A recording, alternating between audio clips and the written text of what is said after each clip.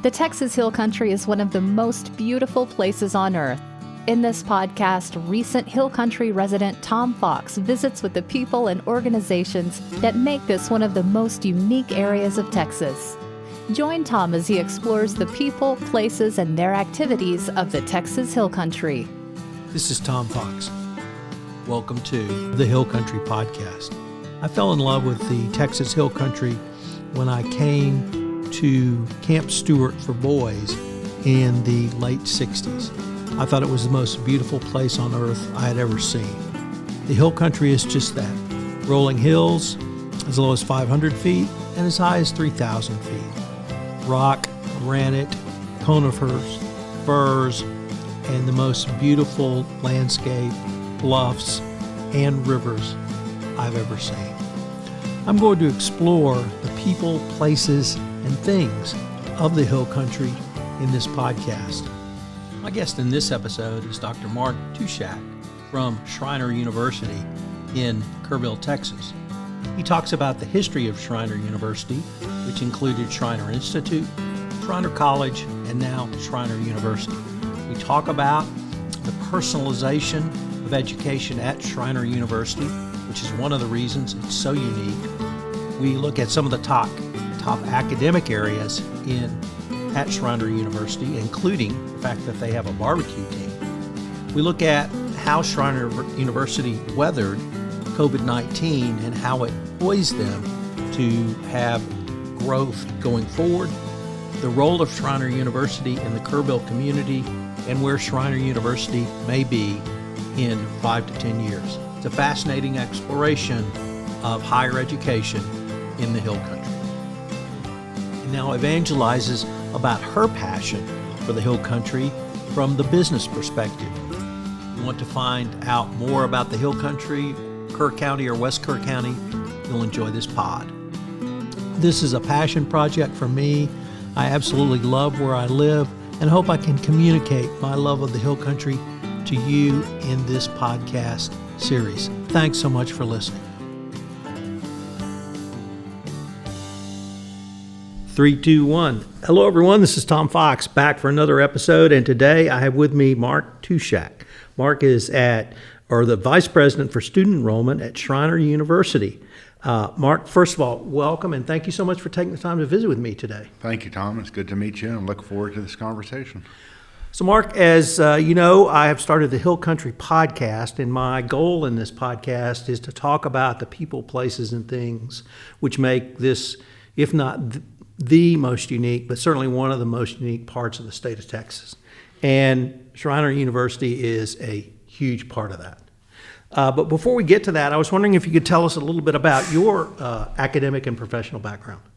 Well, I've been in fundraising for almost 35 years. Most of my career has been at the big public universities, Texas State, UT Austin, Texas A&M. 20 years ago, my wife drug me home to Kerrville, and I've been at Schreiner for the past 20 years. And so when I look at my career, I love higher education, but the reason I'm at Schreiner is because I really, truly believe the type of education we have here. I was a product of the big universities. And long story short, I failed out of A&M. Eventually talked my way back in and graduated and got an MBA. But if I had come to a place like Schreiner when I was an undergrad, I wouldn't have taken 3 or 4 semesters for somebody to figure out that I was struggling.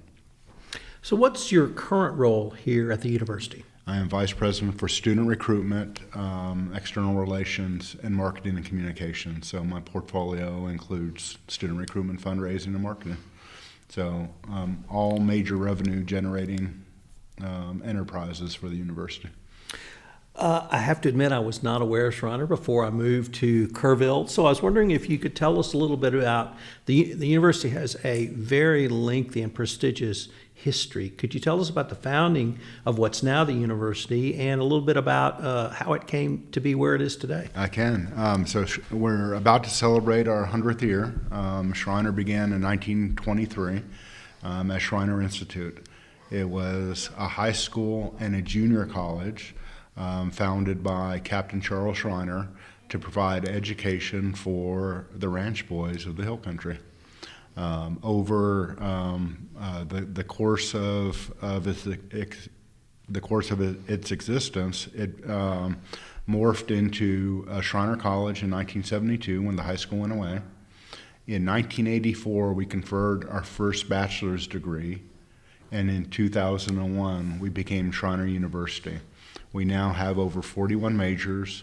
We have 2 master's degrees, and we are about to have approved a couple more master's degrees after this week, and we'll talk about those in a little bit later.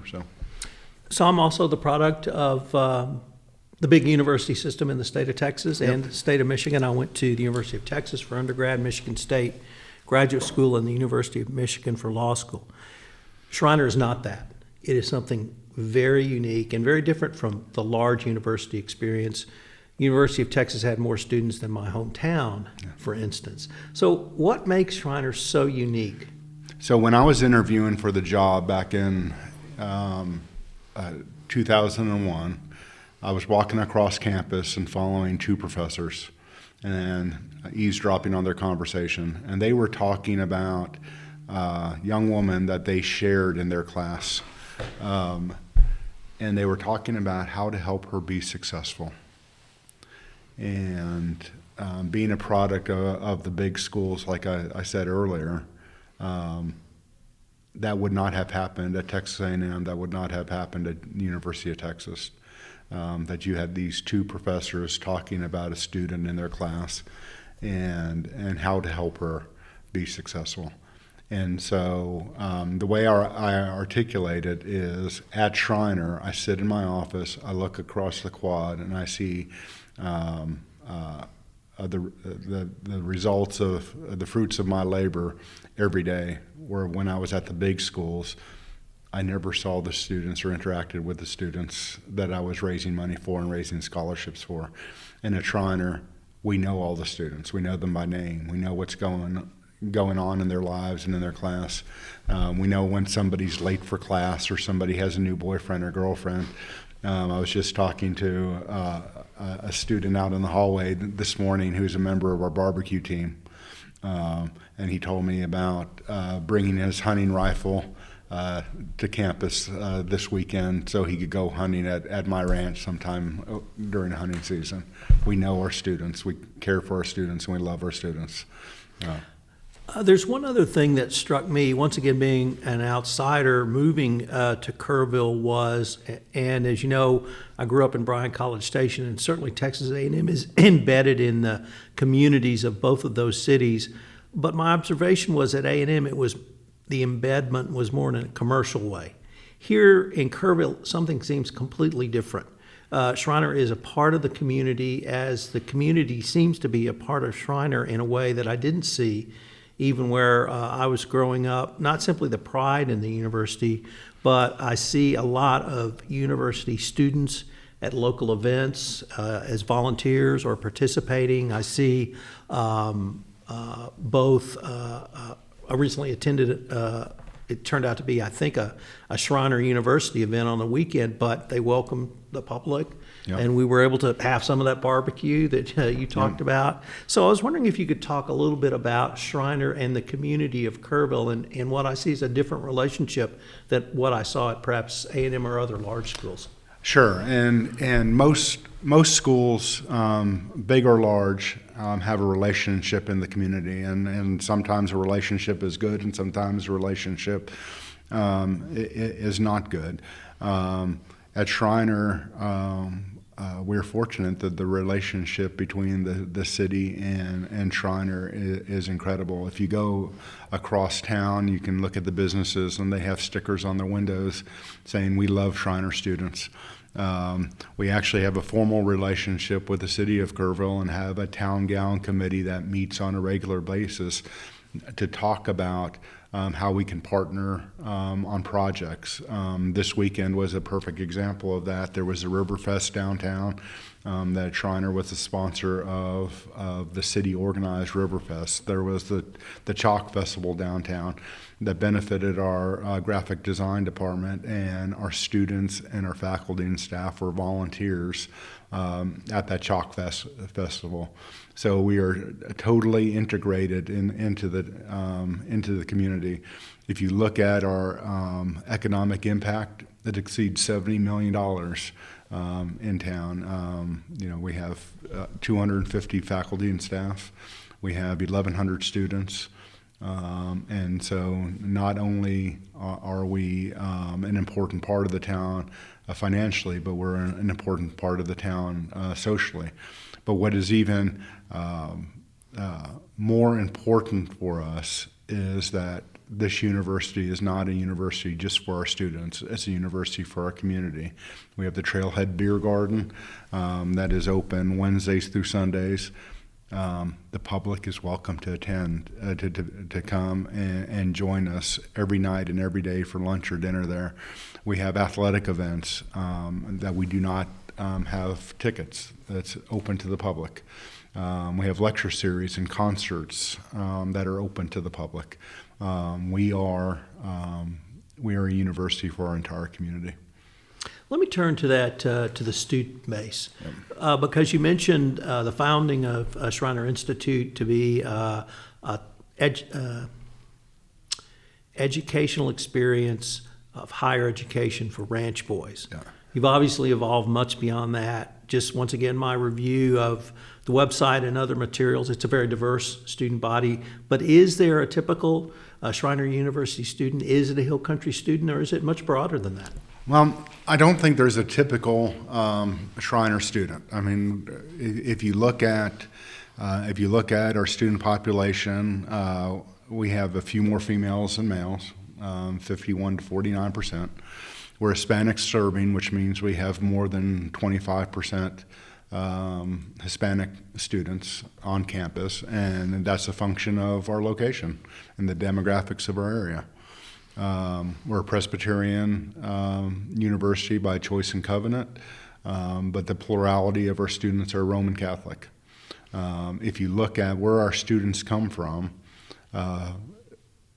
most of our students, the median distance from home to college is 52 miles. So our primary market area to attract students is the Hill Country in San Antonio. And then you add Houston and Corpus Christi to it, and we get 80% of our students from that area, and 99% of our students are coming from Texas. So listeners to this podcast know that this is an audio podcast. But I just have to stop here to tell our listeners that when Mark just talked about the students, he had the biggest grin on his face. It is obviously something he is incredibly proud of. And he still has that smile, and he had it. He didn't have it till he came to that topic. So this is obviously a passion for you. The students you work with, and the relationship of the university to the students. It is, and when we're talking about our mission, it's about the students.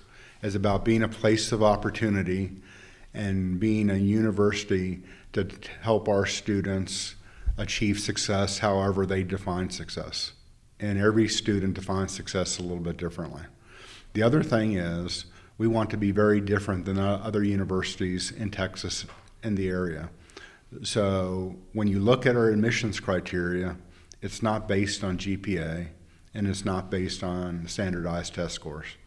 It is based on students' involvement in high school. What are they doing? Are they involved in sports? Are they involved in their church and volunteering in their community? Are they working? Are they doing FFA? Are they doing 4-H? What are they doing in their community that indicates that they're going to be successful? There's a young woman that I know very well who was in the bottom quarter of her class. She was never made above an 800 on the SAT, but she was very involved in her high school. And when she went to college, she graduated in 3.5 years, and a year later got her master's. keys to success are not how good you do in school and what you make on a standardized test. Keys to success are how gritty you are, how resilient you are, and how involved you are. And Schreiner recognizes that. There are many students out there who are academic superstars, and there are places for them to go. But Schreiner wants to attract the student who's the right fit for Schreiner, and that we're a right fit for them. And the way we define that is through their involvement, grit, and resilience.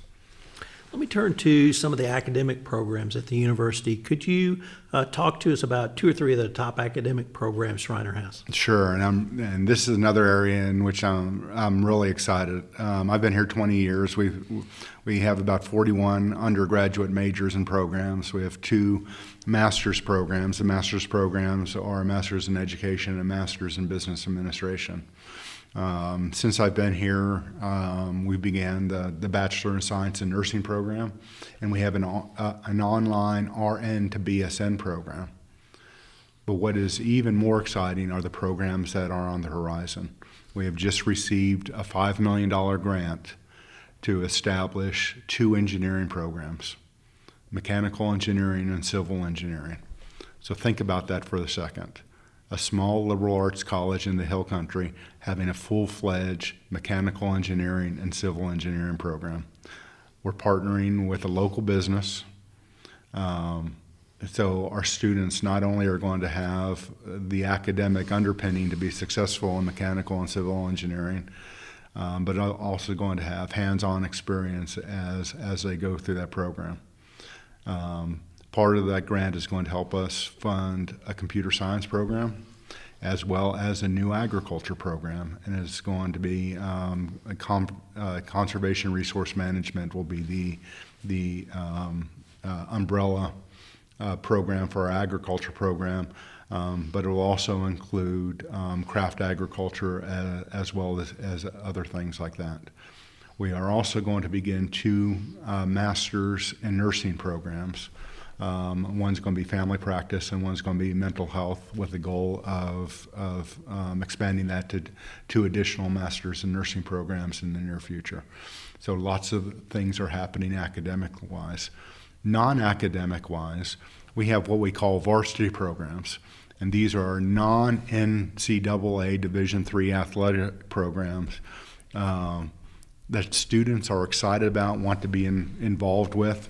Wrestling is an example of that. Now, wrestling is going to migrate to become an NCAA Division III program, but we have equestrian, we have band, we have choir, we have esports, we have barbecue team, we have a fishing team. We have lots of different programs to attract students, and if students are doing something in high school that they want to continue in college, we're going to make sure that they have the opportunity to do so. I have to ask, tell me about the barbecue team. So the barbecue team started last year, first, and it's a club team right now.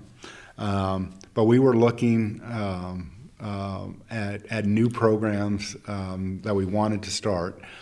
And what we saw were there were 168 high schools that had barbecue teams, and a lot of them were close to the Hill Country. And so we said, okay, if these students are interested in barbecue in high school, they're probably going to be interested in barbecue in college too. So our Dean students started a barbecue team this summer. They're in competition. We have a brand new barbecue pit that was provided to us by our food services provider, Chartwell's, and we have 8 or 10 students on that team that cook in competition, and they're learning the intricacies of how to cook good barbecue, and they cook good barbecue. You mentioned the past year, and I don't think it'd be a surprise to anyone that 2020 was probably one of the most challenging years for higher education. How did Schreiner University weather the COVID-19 crisis, particularly in 2020? Well, that's a great question, and the answer to that is complicated. From a budget perspective, we were prepared for what was going to happen, or we made ourselves prepared. But what we knew immediately is we're a residential college. And if we were going to be successful, we had to bring our students back. And we had to bring our students back so that they were safe and so that they were experiencing college as college should be experienced. And so we have a growth plan, and so we had a sufficient amount of housing on campus that we were able to give each student their own dorm room, their own residence room. So in 2020, there was absolutely no roommates on campus. Everybody had their own space so we could socially distance. We had in-person classes, but we also offered two other options, and we called it high flex. So a student could, if they chose to, could do classes online if they felt safer taking their classes online, or to do a hybrid. We have a program called Echo 360, which is a lecture capture program, but it is also a live video stream program. So our students from the safety of their dorm room or the safety of their house could watch the lectures live, and then they could watch the recording of the lectures as they prepared for tests. So our students actually got the full experience. We began the NCAA competition in the spring, and we actually did all our sports between January and May, and that was incredible. Whereas they're usually spread out September through May, we had the fall sports, the winter sports, and the spring sports. All our athletic programs happened January through May. So our students were able to participate and compete in the sports that they came to Schreiner to compete and participate in.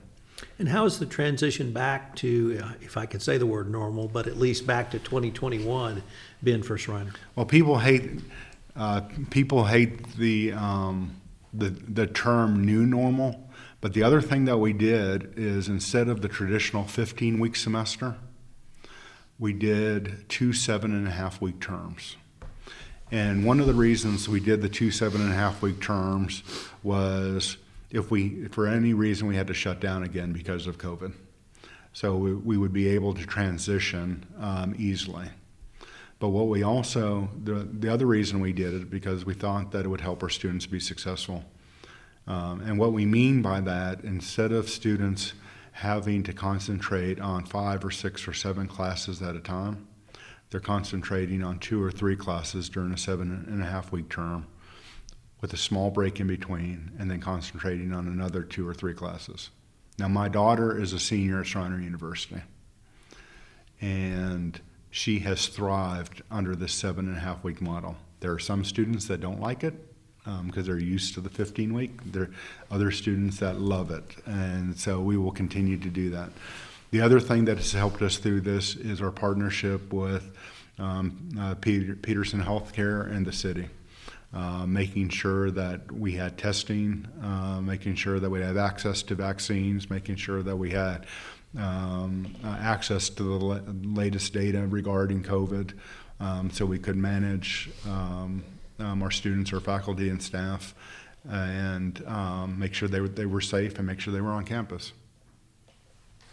Let me turn now to perhaps some issues down into the future, because it strikes me that as important as the mission of Schreiner Institute, Schreiner College, and Schreiner University have been, it may be even more important now. Number one, you're serving a student body that may have difficulties getting into other universities. 2, you're bringing a level of not only an educational component, but a practical hands-on experience. And in the world of 2020 and beyond, I think education is changing, and you seem to be changing with it. But do you feel the mission of Schreiner is even more important now than it has been? I do, and I'm going to push back on your premise a little bit that we're attracting students that would have trouble getting in elsewhere. If you look at the students who are applying to Schreiner, they're also applying to UT, they're also applying to A&M, they're also applying to Rice. We lost one student last year who got accepted into the Air Force Academy.